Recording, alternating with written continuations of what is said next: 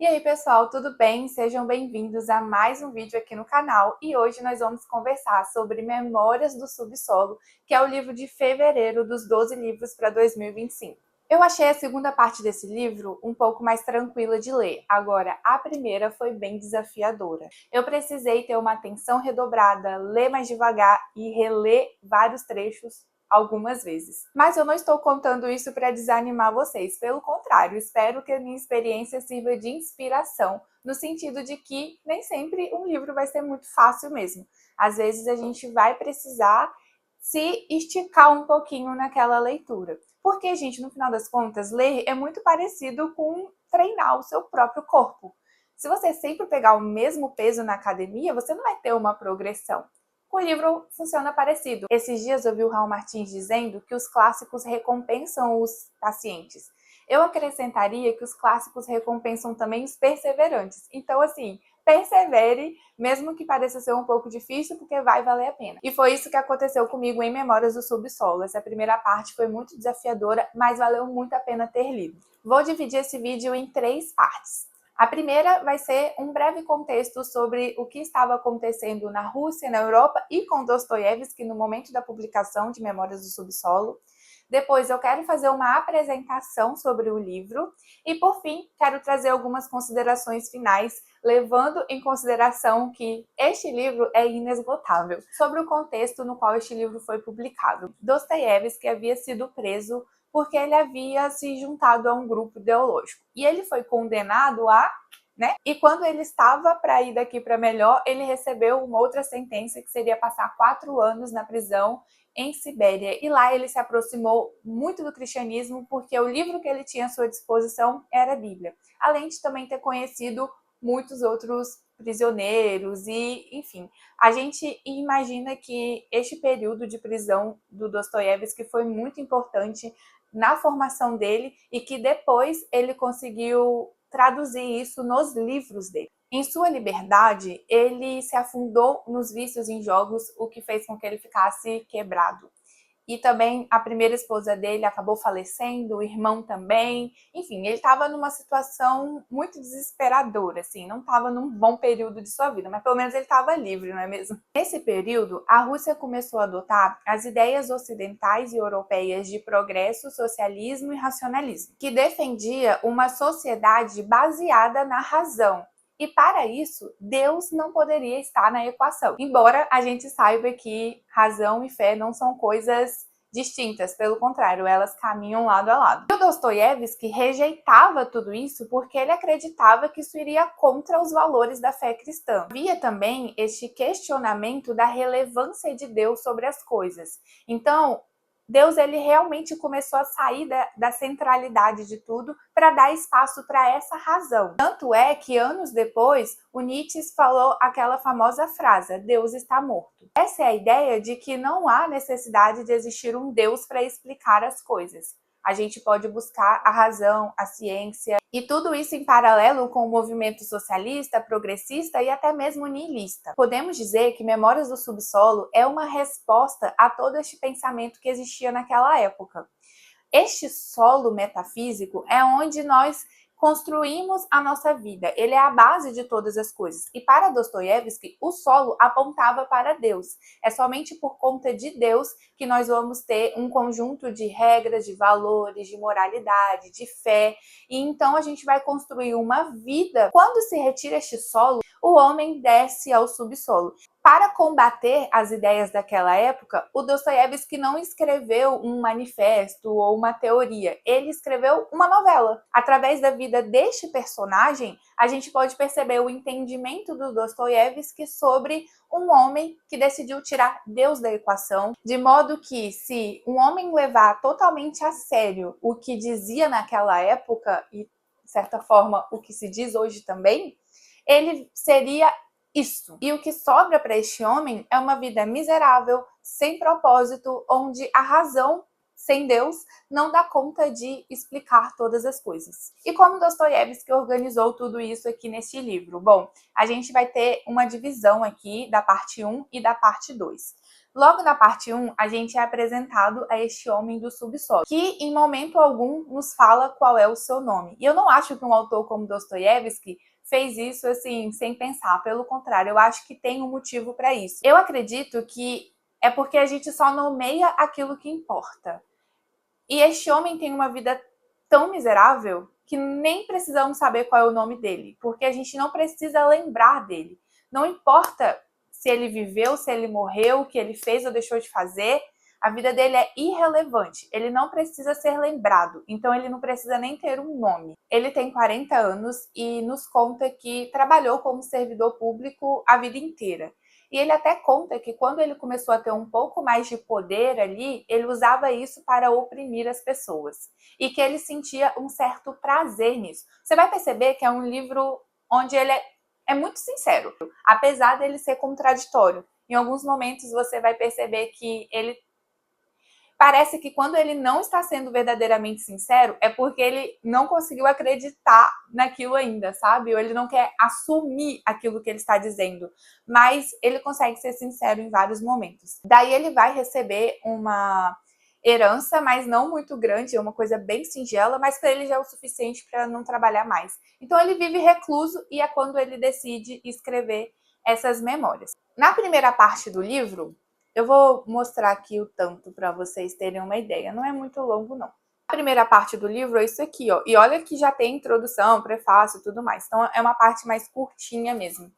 E é neste momento que ele vai explicar a sua crença, a sua filosofia de vida. E ele faz isso como se estivesse contando para uma plateia mesmo, sabe? É um monólogo, porque só ele tá falando, mas ele pressupõe que essa plateia está pensando tal coisa, então ele responde isso. E é nesse momento que às vezes a gente vai perceber que ele é um pouco contraditório. Mas, enfim, é nessa parte que ele vai trazer toda essa filosofia de vida dele, a crença e tudo mais. Na segunda parte, ele vai voltar mais ao passado e contar 3 eventos que aconteceu com ele quando ele tinha 20 e poucos anos. Se um dia você for fazer isso, de contar 3 eventos da sua vida, eu espero que sejam eventos mais nobres e melhores do que estes que esse homem do subsolo escolheu. Eu fico pensando se de tudo na vida dele, isso foi o que ele escolheu para nos contar, imaginando o resto, né? Quão miserável deve ter sido. E não são momentos que parecem ser um marco da nossa vida, mas que para ele foi importante. Então a gente vai ter ali um soldado que ele botou na cabeça dele que aquele soldado esnoba ele ou coisa do tipo e ele quer se vingar. Gente, meu Deus do céu. Depois ele vai nos contar de um episódio em que ele participa de uma despedida de um colega dele de escola que vai se mudar para um outro lugar, né, a trabalho. E por fim, ele vai nos contar sobre um dia que ele foi, na verdade, foi no mesmo dia dessa despedida, ele vai para uma casa noturna e acaba conhecendo a Liz, que é uma mulher que trabalha ali. E, cara, ele é muito ridículo. Você vê, assim, a alma pobre deste homem. E a gente vai ver ali, na prática, o prazer que ele tem em oprimir as pessoas que ele comenta na primeira parte. Essa segunda parte é muito interessante, principalmente para quem gosta aí de psicologia, de entender ou analisar o comportamento humano e o raciocínio das pessoas, de por que elas fazem o que elas fazem, como elas chegaram a esse raciocínio. Bom, essa segunda parte vai mostrar como que é o raciocínio deste homem do subsolo. É muito bom ter essa perspectiva. Eu realmente fiquei muito admirada, sabe? E chocada. É um livro que vai te despertar muitos sentimentos, porque ele vai trazer uma realidade, assim, que você espera que seja bem distante da sua. Este homem do subsolo vai trazer um símbolo daquela época, que era o Palácio de Cristal. Ele foi construído em Londres em 1800... Deixa eu ver a data. 1851. E essa exposição foi organizada para que as nações participantes levassem os seus avanços tecnológicos e tudo que tinha de melhor naquela época. Então, este palácio era o símbolo da modernidade, do avanço tecnológico, do cienticismo e muito mais, o símbolo da razão, do que o homem pode fazer sem Deus. Coloco entre aspas porque somos subcriadores, no final das contas, mas isso é um papo para outro vídeo. E o Dostoiévski não gostava desse palácio, muito menos do que ele representava, porque ele não acreditava neste avanço sem Deus. Muito pelo contrário, ele acreditava que Deus precisava ser a base de tudo. Já conversamos sobre o solo no começo do vídeo. E este homem do subsolo traz essa figura do Palácio de Cristal. Só que é muito interessante porque ele meio que fala um pouco contra esse Palácio de Cristal, embora o que ele é o produto ou o resultado de você viver como se o Palácio de Cristal fosse a verdade absoluta. Faz sentido aí pra vocês? Espero que sim. Mas no final das contas, eu acredito que o Dostoiévski fazer isso com este personagem é para nos mostrar como que a nossa alma sempre vai clamar por Deus. Eu costumo dizer que a maior evidência de que Deus existe é porque a gente quer que ele exista. Este homem enaltecer a modernidade, mas no final das contas falar um pouco contra o Palácio de Cristal, é como se aquele homem estivesse botando o grito de sua alma para fora, de que ele, no final das contas, deseja que algo seja mais transcendente, que algo seja maior do que o materialismo que ele conhece. O resultado disso é basicamente essa vida miserável e sofrida e solitária também que este homem do subsolo tem. E Dostoiévski, ele vai contra isso pela ideia de que, cara, Deus precisa ser o centro de tudo ainda. E esse livro me marcou muito nesse sentido, né? De como que a nossa razão, ela precisa estar embasada em quem Deus é. Nem sempre a nossa razão vai dar conta de explicar os mistérios de Deus. E a própria Bíblia nos garante isso. Mas estarmos embasados no Senhor nos dá uma paz para encarar a vida como ela é. E é claro que é importante a lógica, a razão, a matemática, até porque Deus que criou tudo isso. É por conta da sua graça que a gente consegue alcançar este tipo de conhecimento que nós dizemos que é natural. Mas ele é tão espiritual quanto qualquer outro conhecimento teológico ou eclesiástico. Para finalizar esse vídeo, eu quero ler algo que este homem do subsolo disse.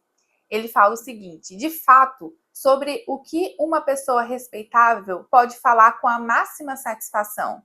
Resposta: sobre si. Então, eu também vou falar sobre mim. É de um egocentrismo gigante, né?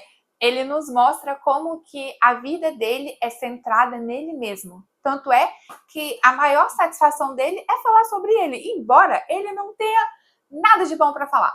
E eu acho que isso traz essa reflexão, já falei várias vezes no canal sobre isso, quem acompanha meus vídeos sabe que eu gosto muito de bater nessa tecla, dessa importância, né, da gente não estar no centro das coisas. Por que ele tem máxima satisfação em falar sobre si? Porque Deus não é o centro da vida dele, e sim ele mesmo, o materialismo, ou o que ele entende de razão, sabe?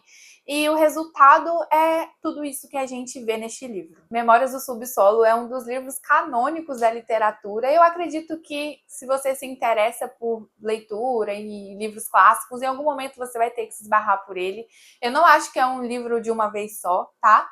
Em algum momento você vai ter que reler, é o que eu vou fazer também, porque, como eu disse no início, é um livro inesgotável. Eu acho que a gente tem muito o que aprender com ele e discutir. Então, se você já leu este livro, me conta aqui se você tinha percebido essas coisas que eu comentei aqui. E se por acaso você não conseguiu chegar até o final dessa leitura, comenta aqui também qual foi a sua dificuldade. Lembra de se inscrever no canal. A maioria de vocês assiste meus vídeos e não se inscreve, gente. Então se inscreva para vocês não perderem os próximos vídeos e além de me ajudar muito. E se você gostou deste conteúdo, curte também para que o YouTube entregue para mais pessoas. As minhas redes sociais estão aqui na descrição. Vai lá me seguir, que eu sempre posto outros tipos de conteúdos por lá. Também o link para adquirir este livro está aqui na descrição, assim como a playlist dos 12 livros para 2025 para você maratonar o que eu já postei. Então, pessoal, vejo vocês no próximo vídeo.